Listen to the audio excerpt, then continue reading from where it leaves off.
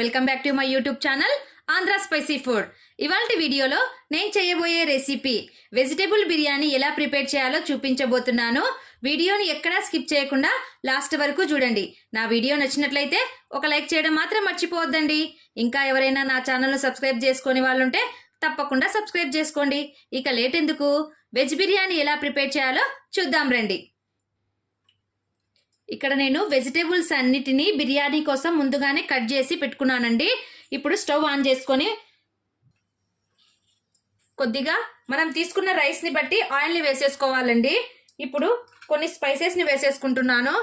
చూడండి, అనాస పువ్వు, చెక్క, లవంగము, మరాఠీ మగ్గని వేసేసుకోవాలి. దాంతో పాటుగా 2 బిర్యానీ ఆకులను కూడా వేసేసుకుంటున్నాను. స్పైసెస్ కొద్దిగా వేగిన తర్వాత మనం కట్ చేసి పెట్టుకున్నటువంటి 2 మీడియం సైజ్ ఆనియన్స్కి వేసేసుకుంటున్నాను.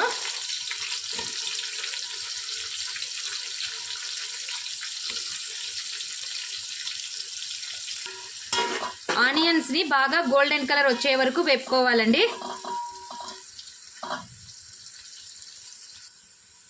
ఆనియన్స్ లైట్గా వేగిన తర్వాత ఇక్కడ నేను 4 యాలకులను వేసుకుంటున్నాను. వాటితో పాటుగా కొద్దిగా మెంతాకును కూడా వేసేసుకోవాలి. నా దగ్గర పుదీనా అవైలబుల్లో లేదండి, అందుకోసం అనేసి నేను పుదీనా వేయట్లేదు. పుదీనాను కూడా వేసుకుంటే ఫ్లేవర్ చాలా బాగుంటుంది. చూడండి, కొద్దిగా వేగిన తర్వాత కట్ చేసి పెట్టుకున్నటువంటి 4 పచ్చిమిర్చిని వేసేసుకోవాలి.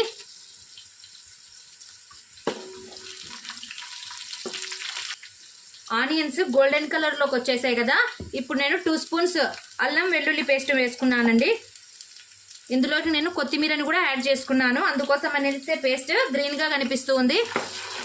అల్లం వెల్లుల్లి పేస్ట్ పచ్చి వాసన పోయేంత వరకు బాగా వేయించుకోవాలి.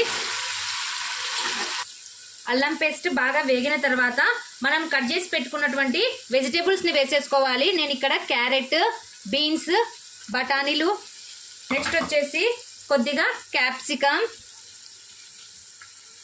బీట్రూట్, క్యాబేజ్,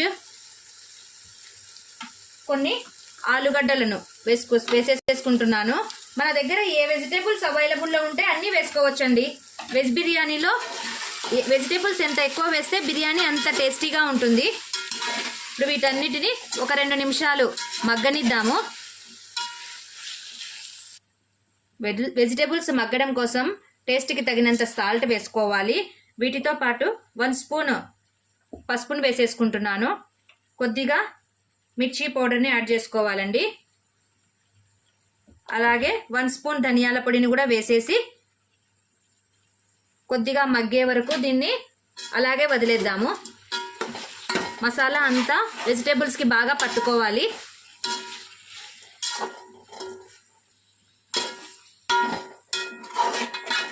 వెజిటేబుల్స్కి మసాలా బాగా కలిసిన తర్వాత నేను ఇక్కడ 1 కప్పు పెరుగుని యాడ్ చేసేసుకుంటున్నాను. చూడండి,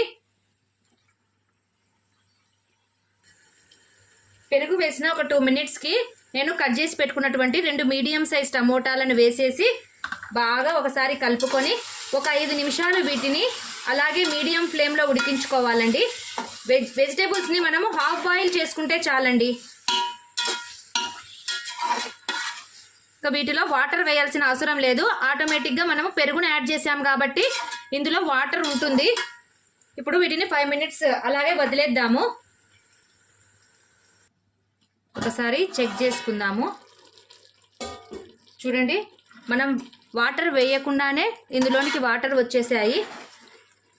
ఆ ఆయిల్ వాటర్తోనే పెరుగుతోనే బాగా వెజిటేబుల్స్ మగ్గిపోతాయండి. మనం ఇందులోనికి వాటర్ని యాడ్ చేయాల్సిన అవసరమే లేదు. చూడండి, కర్రీ ఎంత కలర్ఫుల్గా కనపడుతుందో. ఇంకో 5 మినిట్స్ వీటిని అలాగే సిమ్లోనే మగ్గనిద్దాము. మంటను మీడియం టు హై ఫ్లేమ్లో పెట్టుకోవద్దండి. వెజిటేబుల్స్ త్వరగా మగ్గాలి అంటే మనం ఎప్పుడు సిమ్లోనే ఉంచుకోవాలి ఫ్లేమ్ని. ఒక 5 మినిట్స్ ఇలాగే సిమ్లోనే వదిలేద్దాము.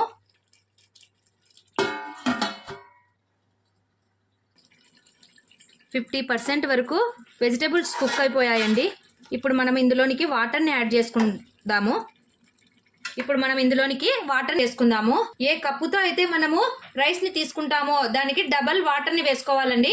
1 కప్పు రైస్ని తీసుకున్నామంటే 2 కప్పుల వాటర్ని వేసేసుకోవాలి.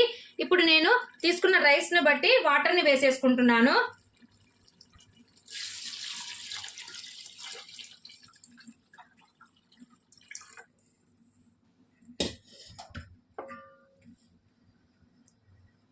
వేసినటువంటి వాటరు బాగా బాయిల్ అయ్యేంత వరకు వెయిట్ చేద్దాము.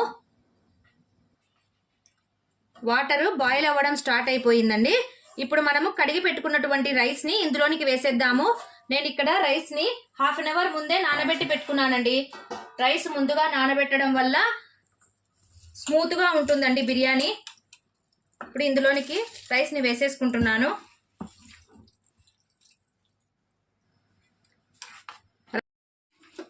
రైస్ వేసిన వెంటనే ఒకసారి బాగా కలుపుకోవాలి. కలిపిన తర్వాత ఒక 5 మినిట్స్ మంటను మీడియం ఫ్లేమ్లోనే ఉంచేసుకొని బాగా రైస్ని ఉడికించుకోవాలి. అందుకోసం అనేసి ఇప్పుడు ఒక ప్లేట్ని మూసేసుకుంటున్నాను. ఒక 5 మినిట్స్ దీన్ని మీడియం ఫ్లేమ్లో ఉంచేసి ఉడికించుకుందాము.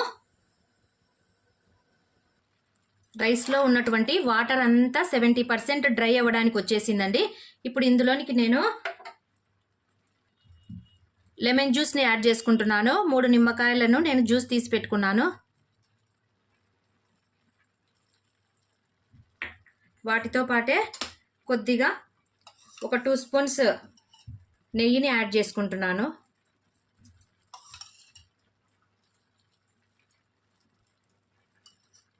ఇప్పుడు ఒకసారి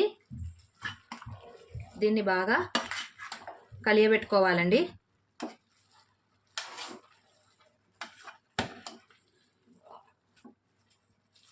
ఇప్పుడు ఒక 5 మినిట్స్ దీన్ని దమ్ కోసం వదిలేద్దాము.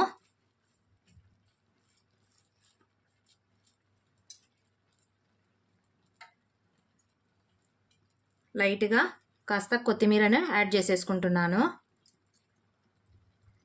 టమోటాలను ఈ విధంగా పెట్టేసుకుంటే అవి మగ్గిపోతాయి.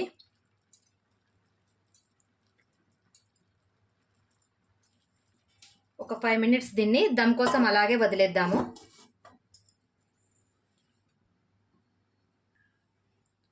ఒకసారి చెక్ చేసుకుందాము. చూడండి రైస్ ఎంత పొడి పొడిగా వచ్చేసిందో.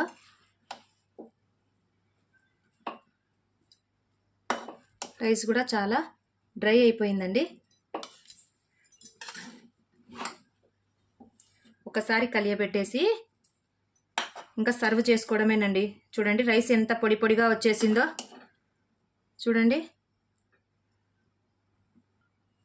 ఫైనల్లీ ఎంతో టేస్టీగా ఉండే వెజిటేబుల్ రైస్ రెడీ అయిపోయిందండి.